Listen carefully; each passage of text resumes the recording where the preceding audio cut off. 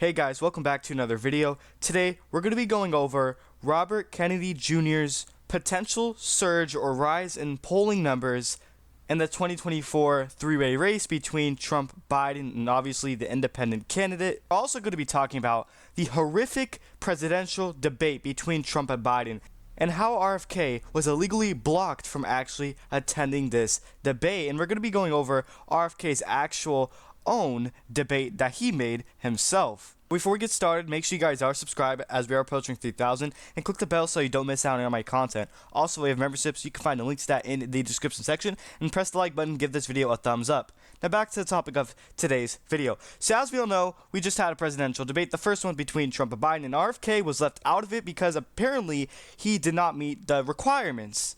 And one of the requirements was that he needed to get on the ballot from every single state to get him to 270 electoral votes, and CNN claimed that there was no pathway for him to get to 270 electoral votes because he was only on the ballot in literally 8 states. Well, that may be true as if right now, but if you take a deep dive into it and actually take a look into it, RFK will be on the ballot in every single state by November. And obviously, we're not in November right now, we're nearing July. Some of the states that he will be on the ballot by election day are not going to actually put him on until a long time from now, maybe even until August.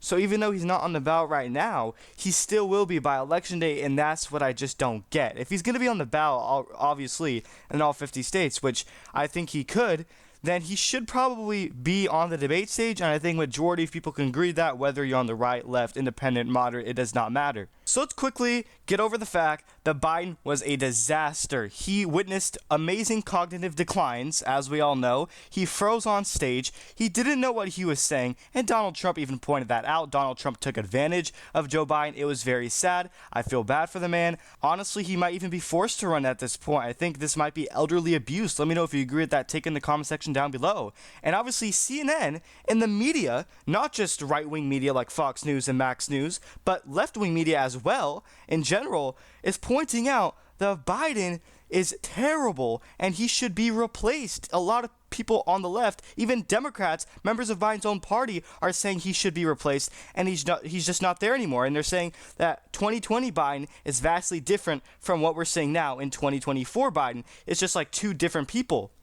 And CNN comes out with a headline saying, quote unquote, Biden's disastrous debate pitches his re-election bid into crisis, lowering his chances significantly. And as of right now, Biden literally only has a 24% chance of winning the election, according to the betting markets on Polymarket, if you go to the website right now, which is horrible for an incumbent. And even the Vice President Kamala Harris was up on CNN, and she was destroyed by their anchor on the fact that Joe Biden is just not with it anymore, and he's not with reality, and he should just drop out of the race, and he should be replaced at this point. And Gavin Newsom, believe it or not, his numbers are actually rising according to, the odds of the 2024 election.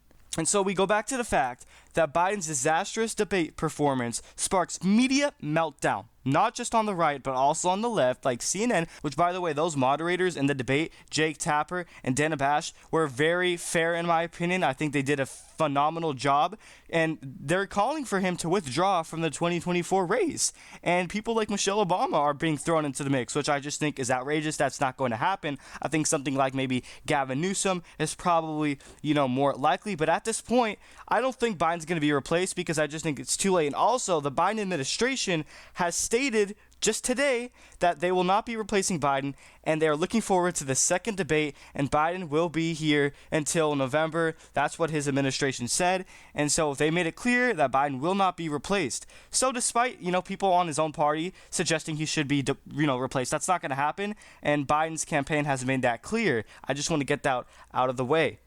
And so now we move over to RFK, basically the point of this entire video. Voters don't want a Trump and Biden rematch. Nearly 70% of Americans, according to polls, suggest that they do not want to see Biden and Trump, face each other again, just how they did in 2020. They want new options.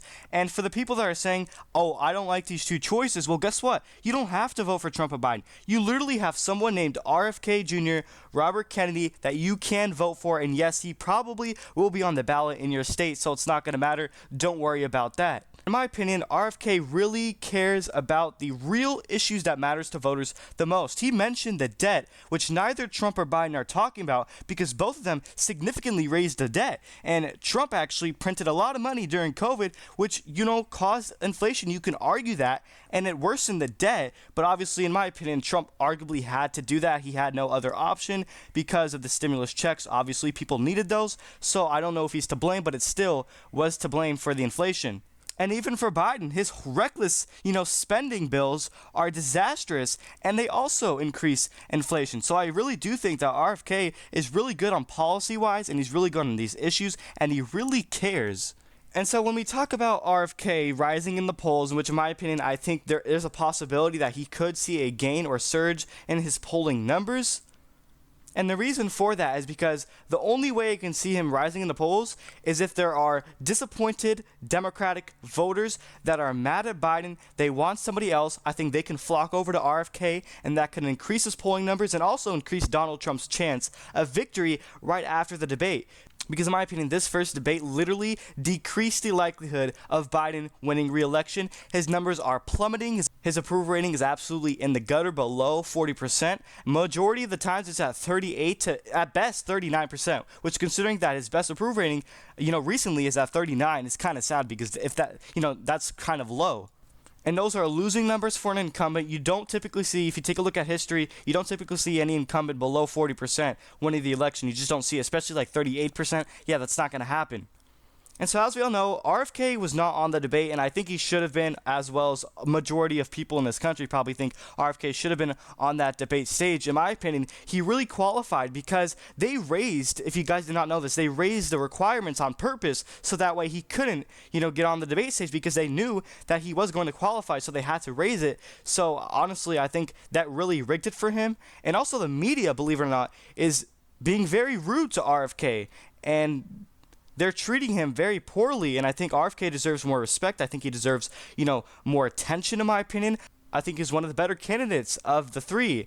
And Robert Kennedy didn't make the debate stage, obviously, but he answered the same questions during his event on X, or Twitter, as we all know, which got nearly 10 million views, which goes to show you people are really interested in RFK Jr.'s campaign. But one thing I do want to mention that is kind of a negative about his campaign is his vice president pick. I think that lowers his chance, because Nicole Shanahan, no one really knows who that is, and he only chose her for money, and his campaign is kind of dying. He needs more donations and stuff, and so he can't really afford to run anymore. So that's the only reason why he picked Nicole Shanahan, and she's just a disastrous vice president pick. But other than that, I do think RFK is a fine guy, and I think he could be a great president. But still, it comes to the fact that people are, not happy with this two-party system.